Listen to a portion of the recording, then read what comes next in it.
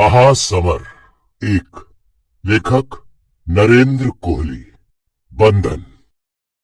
ये असंभव था।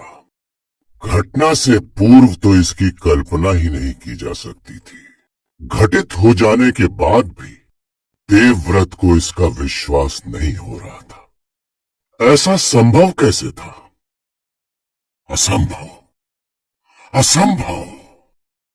मन ही मन देवव्रत ने अनेक बार दोहराया, पर राजा शांतनु का रथ जा चुका था। यही सत्य था। हस्तिनापुर का नगर द्वार वर्धमान नववधु के समान सजाया गया था। राज्य के उच्च अधिकारी और असंख्य सामान्य जन राजा की अगवानी के लिए नगर द्वार पर उपस्थित थे, और उस सारे समुदाय के शीर्ष पर थे देवव्रत। देवव्रत अधिकारी नहीं, प्रजा नहीं, पुत्र थे। शांतनु के एकमात्र पुत्र। और रुकना तो दूर, राजा का रथ तनिक धीमा भी नहीं हुआ। राजा ने चलते हुए रथ में से भी खड़े होकर अधिकारियों और प्रजा का अभिवादन स्वीकार करने का कष्ट नहीं किया। किसी ने राजा की एक झलक भी नहीं देखी। रथ का कोई गवाक्ष नहीं खुला, कोई यवनिका नहीं हिली। अहंकार, प्रजा की इतनी उपेक्षा। यही अहंकार राजवंशों को खा जाता है। प्रजा और अधिकारियों को भूल भी जाए तो देवव्रत तो पुत्र हैं। राजा शांतनु उनके पिता हैं। पिता कैसे पिता है शांतनु? देवव्रत की आंखों के सामने अपना शैशव घूम गया। पिता को छोड़कर माता अलग हो गई थी। इस विलगाव के कारण उन दोनों में से किसको कितनी पीड़ा हुई, ये देवव्रत नहीं जानते, पर स्वयं अपनी पीड़ा को वे कभी नहीं भूल पाए। प्रत्येक बालक के माता पिता दोनों होते हैं। उनके माता पिता होकर भी नहीं थे। देवव्रत ने सदा यही पाया था कि न मां सहज थी और न पिता। मां चाहती थी कि देवव्रत पिता के पास रहे, ताकि पुरुकुल के योग्य उनका लालन पालन हो। और पिता कुछ इतने उद्भ्रांत थे कि उन्हें ध्यान ही नहीं था कि उनका एक पुत्र भी है। पत्नी से वंचित होने की पीड़ा इतनी प्रबल थी कि उन्होंने कभी सोचा ही नहीं कि अपने एकमात्र पुत्र को वे कितना वंचित कर रहे हैं।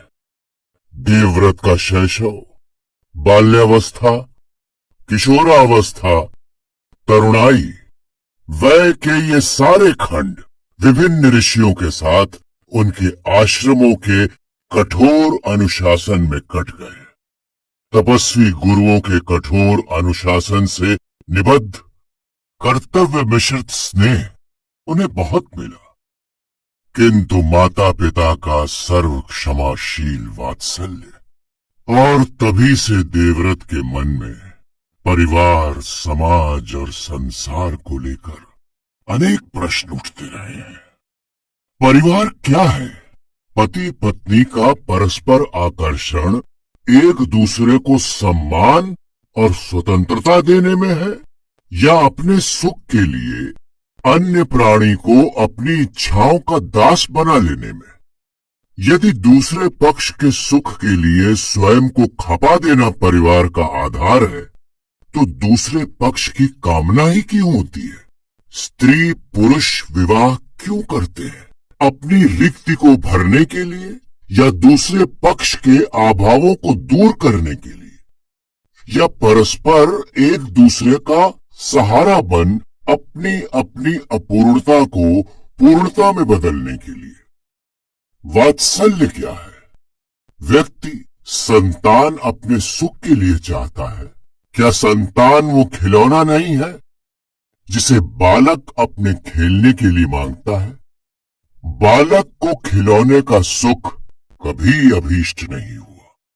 माता पिता संतान के लिए स्वयं को नहीं तपाते, वे तपते हैं तो अपने अभावों से तपते हैं। खिलौना टूट जाए तो बच्चा इसलिए नहीं रोता कि खिलौने को टूटकर कष्ट हुआ होगा।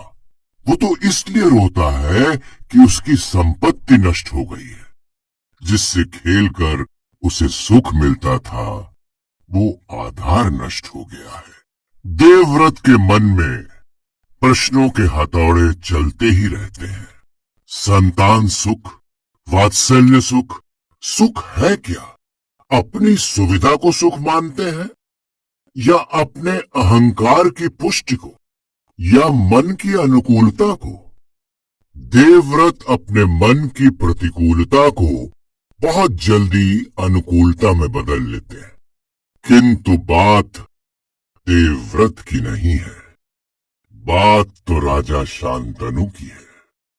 माता के द्वारा पिता को सौंप दिए जाने के पश्चात से राजा शांतनु उनकी ओर से कुछ उन्मुख हुए थे। देवव्रत को लगने लगा था कि वात्सल्य के कुछ छींटे उन पर भी पड़े थे। गृहस्थी के सुख की कुछ कल्पना उनके मन में भी जागने लगी थी। परिजनों के संबंधों को सामाजिक आवश्यकता और कर्तव्य से हटकर भावात्मक स्तर पर वे भी देखने लगे थे। पर ऐसे ही समय में पिता की ओर से ये उपेक्षा, देवव्रत के हाथ पिता के स्पर्श के लिए उठे के उठे ही रह गए। पिता का रथ रुका ही नहीं। देवव्रत का मन क्षुब्ध होकर जैसे उन पर धिक्कार बरसाने लगा था। वे किसी से कोई अपेक्षा करते ही क्यों है? वे अपने भीतर ही संपूर्णता क्यों नहीं खोज लेते? क्या आवश्यकता है उन्हें किसी के प्यार की? पिता ने प्यार से सिर पर हाथ फेरा तो क्या, और नहीं फेरा तो क्या? ये अपेक्षाएं ही तो अंततः निराशा को जन्म देती हैं, और निराशा दुख का कारण बनती है। दुख से बचना है तो अपेक्षाओं से बचना होगा। उनका मन एक बार सदा के लिए क्यों नहीं मान लेता कि जीवन मात्र एक कठोर कर्तव्य है जिसका निर्वाह करना ही पड़ता है। ये स्नेह, प्यार, वात्सल्य, ये सब तो समयानुसार ओढ़े गए छल छद्म मात्र है, जो दूसरों को भी धोखा देते हैं और स्वयं अपने लिए भी छलों का प्रासाद खड़ा कर देते हैं। पिता को अपनी पत्नी प्रिय थी, इसलिए उसके मुंह में अपने होठों को सिए बैठे रहे। मां ने एक के पश्चात एक कर 7 पुत्रों को गंगा में बहा दिया। पिता के मन में वात्सल्य होता तो मां का हाथ न पकड़ लेते?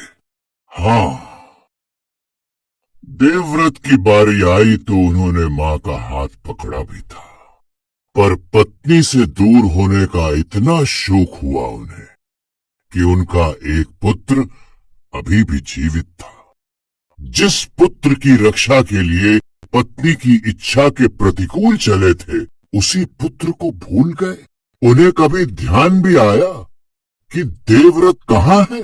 जीवित भी है या पत्नी के वियोग में पगलाकर देवव्रत का प्रवाह अटका? आज उनका भी तो व्यवहार उन्मत्त का सा ही था। कहीं पिता अस्वस्थ तो नहीं है? स्थितियां बदलते ही सारे निष्कर्ष बदल जाते हैं। यदि राजा सचमुच अस्वस्थ है तो प्रजा द्वारा अपना स्वागत देखने के लिए या प्रजा का अभिनंदन स्वीकार करने के लिए वो कैसे रुकते? रोगी के लिए सामाजिक व्यवहार आवश्यक नहीं होता, शिष्टाचार के नियम उसके लिए नहीं होते, औपचारिकता की अपेक्षा उससे नहीं की जाती। यदि ऐसा न होता तो देवव्रत को खड़े देखकर भी सारथी वल्गा न खींचता और रथ हाँक कर न ले जाता। असंभव। आत्मलीन देवव्रत अपने रथ तक आए। चलो, उन्होंने सारथी को आदेश दिया पिताजी के पास। एक क्षण के लिए उनके मन में आया भी कि अधिकारियों और प्रजा से भी कह दें कि राजा अस्वस्थ है, पर बिना किसी प्रमाण के ऐसी बात कैसे कही जा सकती है? ये तो उनका अनुमान मात्र था। पहले उनके पिता का आचरण दंभपूर्ण लग रहा था, अब एक उन्मत्त या रोगी का सा। जाने सच्चाई क्या है? पिता स्वस्थ हो, उन्मत्त हो, क्षुब्ध हो, वे सारे संबंधों से उदासीन हो उठते। पता नहीं पिता का मन तुरंग एक दिशा में ही क्यों सरपट भागता है। उसके सुम के नीचे एक हल्की सी कंकड़ी भी आ जाए तो उसका सारा संतुलन बिगड़ जाता है। फिर वो न तो अपनी दिशा में ही अग्रसर हो सकता है और न किसी और दिशा का ध्यान उसे रहता है। पीठ के बल भूमि पर पड़ा हुआ चारों टांगे आकाश की ओर उठाए झटके खाते और देता रहता है। उसके मुख से यातना के सीतकार ही फूटते हैं। जब पिता मां के मोह में पड़े थे, पता नहीं वो प्रेम था या मोह। क्या अंतर है प्रेम और मोह में?